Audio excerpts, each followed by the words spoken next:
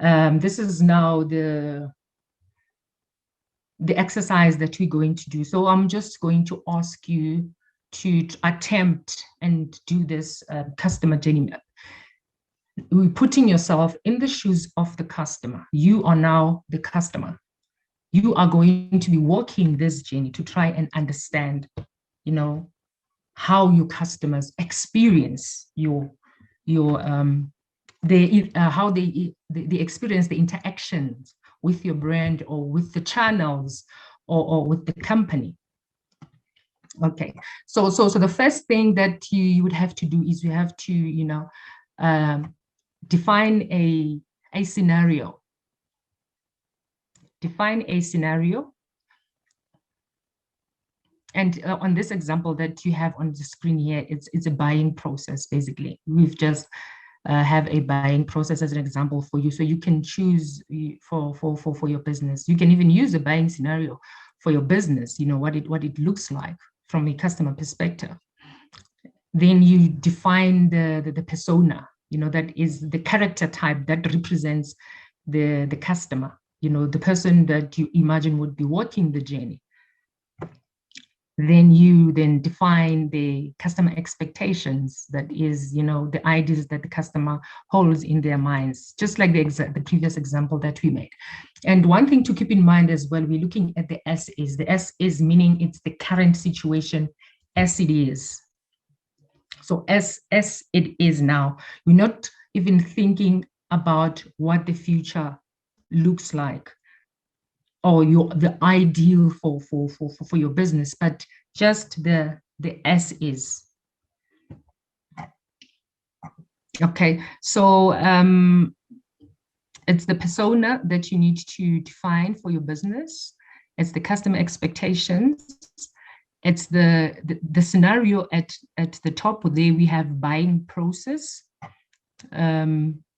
If you look at ours, we're saying thinking about it. If you think about the previous example, that's the consideration part. Exploring, that's when they conducting the research, and then they understanding. It's like they getting more information, and getting assured. It's more like the testing that we saw in the previous slide, where they started to test drive the cars. And the last one here is the decision and purchase. This is the committing part. But it doesn't end here. You would have the next one where you actually nurture the relation, manage the relationship. And the next, under the buying process, I'm just trying to explain to you the whole thing.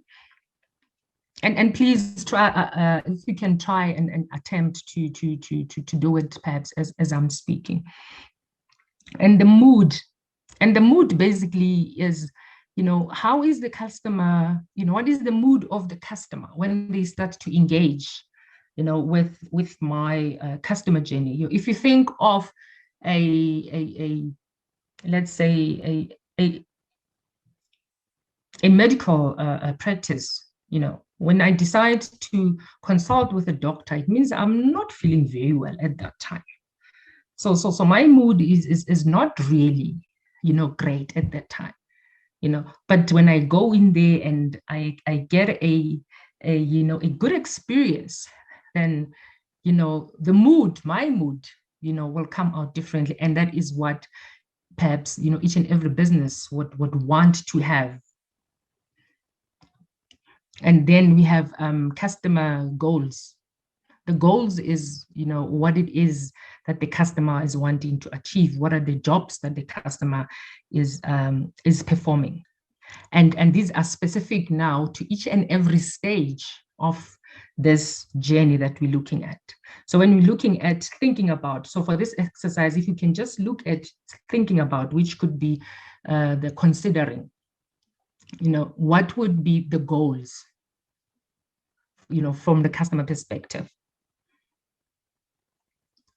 And the next one is then the touch points and emotional responses. This talks to, what are those pain points, that they experience as they interact with each and every channel in your business. Channels being, It could be it could be website. It could be an online store. If you're running an online store, it's a channel. It's the mechanisms through which you deliver your services to your customers. Those are those interactions, the touch points. Even Facebook, even social media, and if you look, we have colors there, yellow, green, and red. And those basically show how the customer is. It's the emotions and the feelings as they interact with the channels. How are they feeling? Are they happy?